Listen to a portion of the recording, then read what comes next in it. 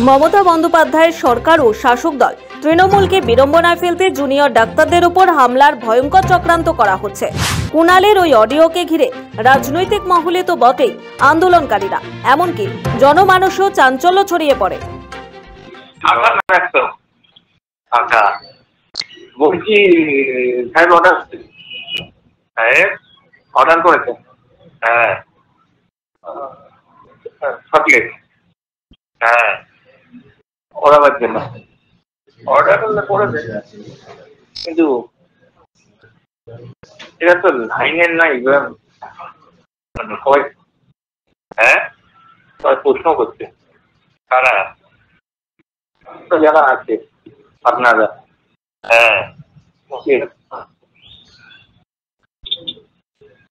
বলেছে কিছু একটা ভেবেই তো বলেছে। অঙ্ক কিছু মিলছে না আমার, কি বলতো পেয়েছি। হ্যাঁ হ্যাঁ হ্যাঁ হ্যালো হ্যালো, কথা কেটে যাচ্ছে তো। বলছি আমি এত বছর এই কাজ করেছি, আমার কোনদিন ডর লাগছে, কিন্তু এখন এটা বিবেক করাটা ঠিক হবে? এটা তো লোকের জীবন গেছে। হ্যালো, তোকে তো ফাইট টু ফিনিশ করতে বলেনি। হ্যাঁ তোকে তো ফাইট টু ফিনিশ করতে বলেনি। আর তুমি বলছো ছেলেরা মদ খেয়ে যায়, ঠিক আছে, মাছ থেকে যদি কোনো একটা বেখাত কিছু হয়ে যায়, সেটাও তো চিন্তার বিষয় না।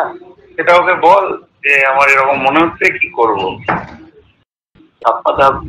বাপ্পাদাকে পার্সোনালি জিজ্ঞাসা করেছিলাম ব্যাপার আছে, হ্যাঁ ওই মতো করেই কর। দাদু বলছি এই যে নবান্ন মিটিং হয়নি, ঠিক আছে, তাতে ফেরত চলে আসছে চকলেট। হ্যাঁ হ্যাঁ ভাবলে শাসক মাঠটা মেরেছে।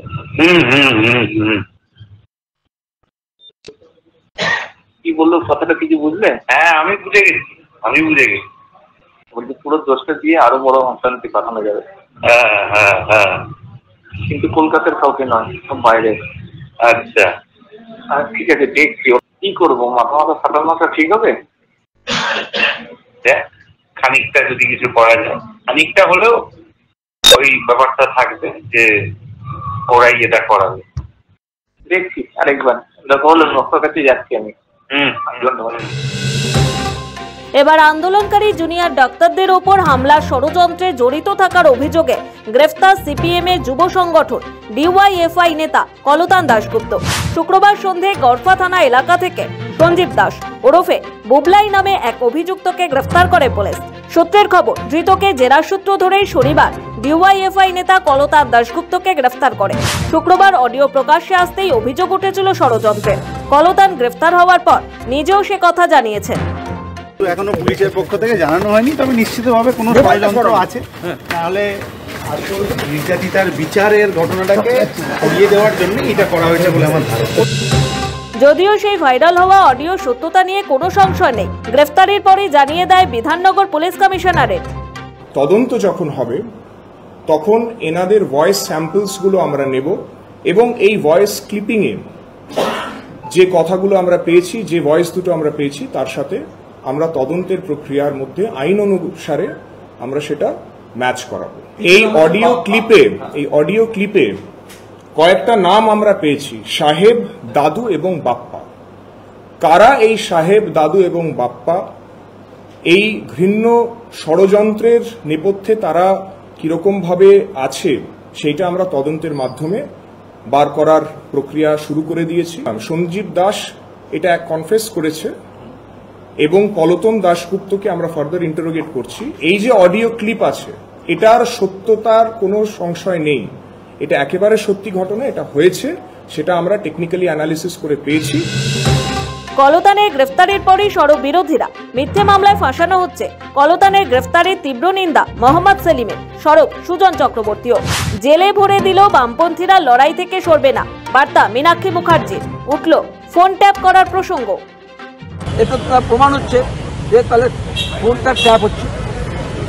এক ফোন ট্যাপ করতে পারে আইনত কেন্দ্রীয় সরকার বা রাজ্য সরকারের হোম ডিপার্টমেন্ট। তাহলে আমার ফোন ট্যাপ করছে সরকার, কুণাল ঘোষের কাছে কি করে গেল? ওরা একটা অন্যায়কে চাপা দেওয়ার জন্য আরো অন্যায় করছে।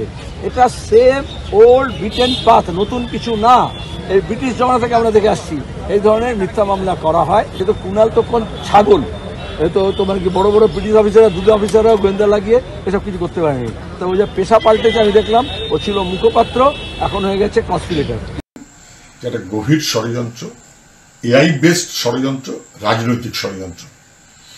আন্দোলনকে ভাঙার নানান রকমের প্রচেষ্টা চলছে শাসকের পক্ষ থেকে। যে ওরা মিথ্যে মামলা জেলে পুড়ে দিয়ে আমাদের আন্দোলনকে, নির্যাতিতা দোষীদের শাস্তির দাবিতে যে আন্দোলন, সেই আন্দোলনকে ওরা ভাঙতে পারবে না। তাই গোটা রাজ্য জুড়ে প্রতিবাদের ঢেউ আছড়ে পড়বে। কলতানকে জেলে পুড়ে যারা মনে করছে যে বামপন্থীদের আন্দোলনকে ওরা ভেঙে দেবে, তারা ভুল করছে। হাজার হাজার কলতানরা রাস্তায় আছে, আর তারা রাস্তাতে থেকে নির্যাতিতা দোষীদের শাস্তির দাবিতে এই লড়াইটা চালিয়ে যাবে। কলতানের গ্রেফতারিতে সরব আইএসএফ বিধায়ক নওশাদ সিদ্দিকীও। বিখ্যাত চর্চিত কালীঘাটের কাগজ কণ্ঠ ফরেন্সিক ল্যাবে পরীক্ষা করতে গিয়ে বছর পার হয়ে যায়, আর কলাকান্দার কণ্ঠস্বর রাতারাতি কিভাবে প্রমাণ হয়ে গেল? আমার মনে হচ্ছে কলাকান্দা ষড়যন্ত্রের শিকার হচ্ছে। জুনিয়র চিকিৎসকদের ওপর হামলার ষড়যন্ত্র সংক্রান্ত ভাইরাল অডিও কাণ্ডে বাম যুব নেতা কলতান দাশগুপ্ত গ্রেফতার হতে পাল্টা কোমর বেঁধে আসরে নেমে গেল তৃণমূল কংগ্রেস। গ্রেফতার হওয়া দুজনের মধ্যে একজন তো স্বীকার করে নিয়েছেন যে এ কাজ করেছেন। বিরোধীদের পাল্টা আক্রমণ শানালেন কুণাল ঘোষ। নকল বলতে চালাতে চাইছেন আপনাদের ফেস সেভিং এর জন্য।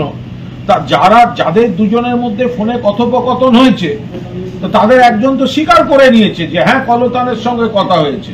কলতানের নিজের যা কোর্টের সামনে আমি রিয়াকশন দেখলাম, চক্রান্ত, নজর ঘোরানো সব বলেছেন।